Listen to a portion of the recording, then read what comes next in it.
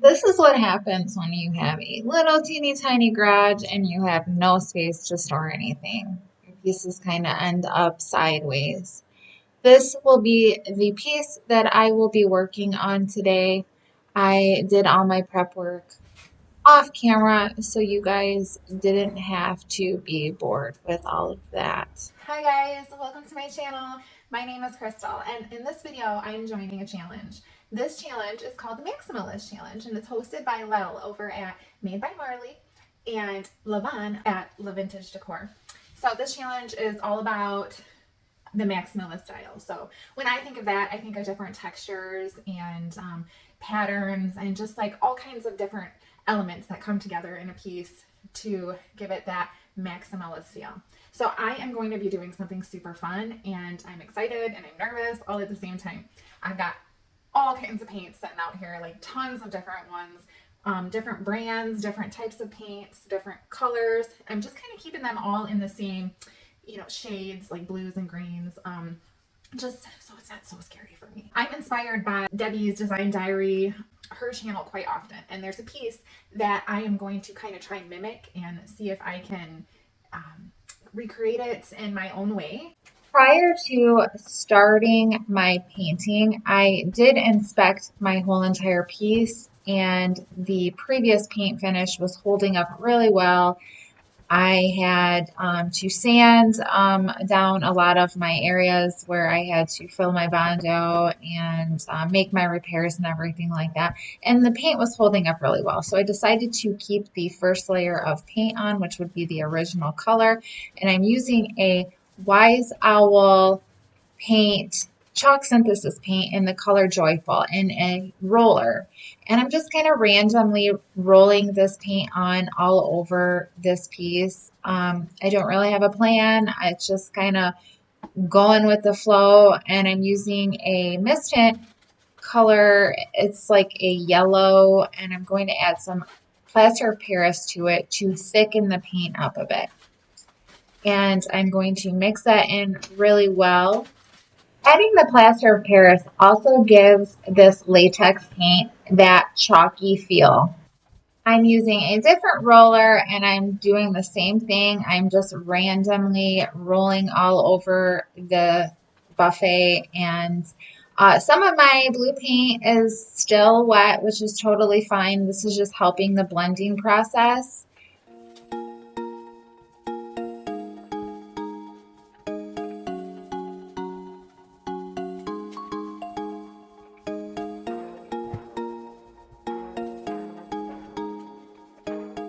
The next color I used was a Miss Lillian's brand no wax chalk paint in Timeless Green, and I'm using my paintbrush and brushing it on, and then I am rolling it over top of my other colors, which are still wet, and it is helping blend all of those colors together and just really creating like the most beautiful effect.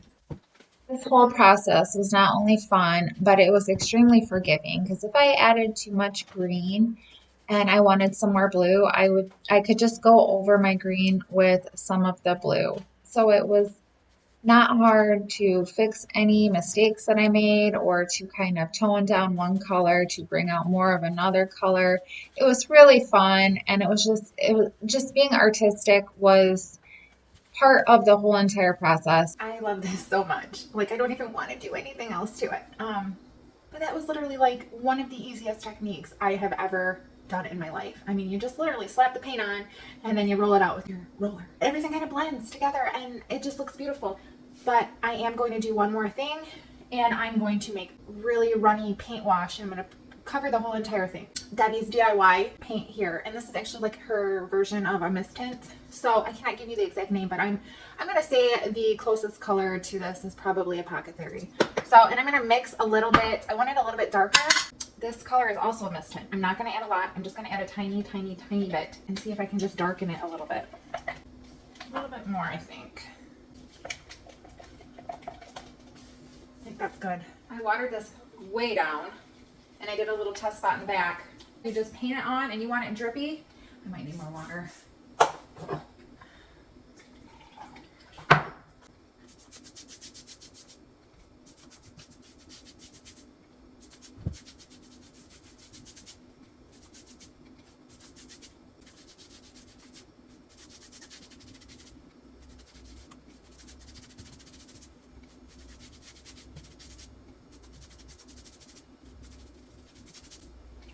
After I applied a liberal amount of my watered down chalk paint, clay-based paint concoction, I took an old sock. You can take a rag or paper towel or something like that, and just wipe it all off. I wiped, I swirled, I dabbed, I did all kinds of different motions with my rag to kind of get everything to blend together and to get everything to look kind of textured.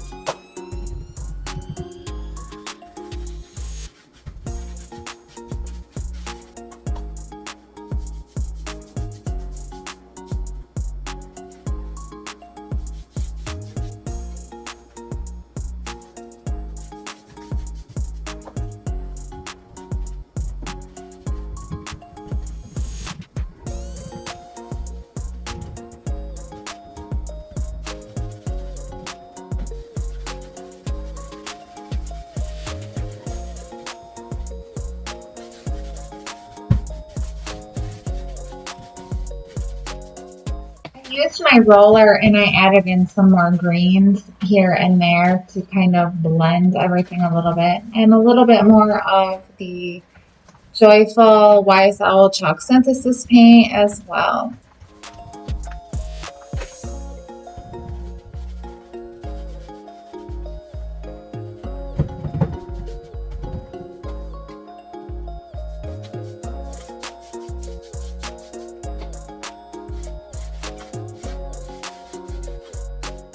I added some Wise Owl glaze in the color called Patina. I just wanted to kind of add some highlights and lighten up and soften some areas. I just took a very soft bristle brush and just brushed it on in random places, and just kind of blended it and feathered it out.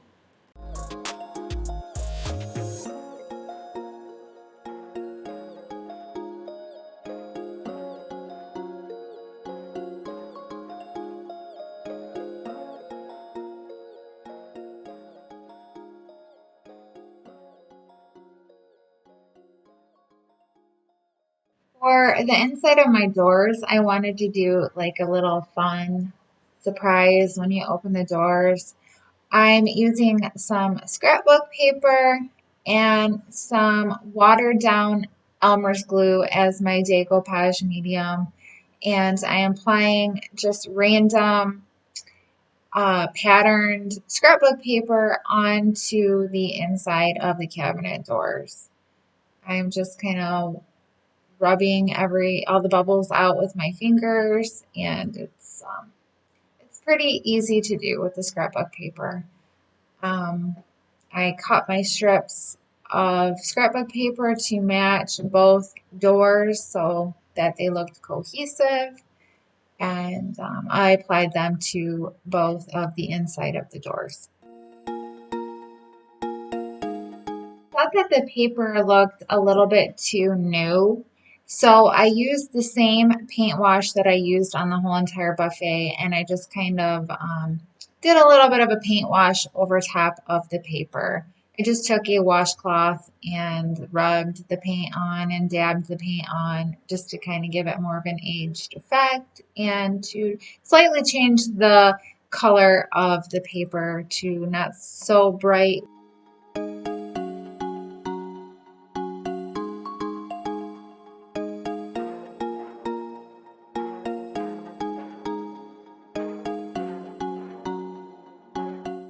I added a cute botanical stencil to the inside of the doors on top of the scrapbook paper, and I used 2 or 3 different colors of paint on my sea sponge, and that I feel like that just gives it a little bit of extra interest.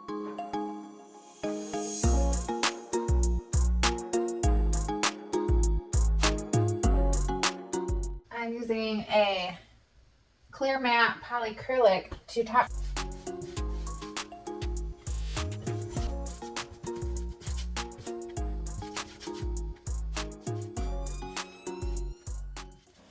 I added new drawer pulls and it was done.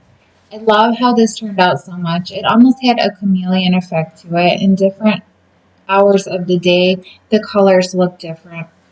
Thank you, Lel and Levon, so much for hosting this challenge. I really loved it. I had so much fun. And thank you all for watching. Please remember to check out the playlist. I will have it linked at the end as well as below, as there will be many, many artists that will be joining, and you aren't going to want to miss it. Thanks again for watching. I hope you all have a great day. Please remember to like and subscribe. Bye.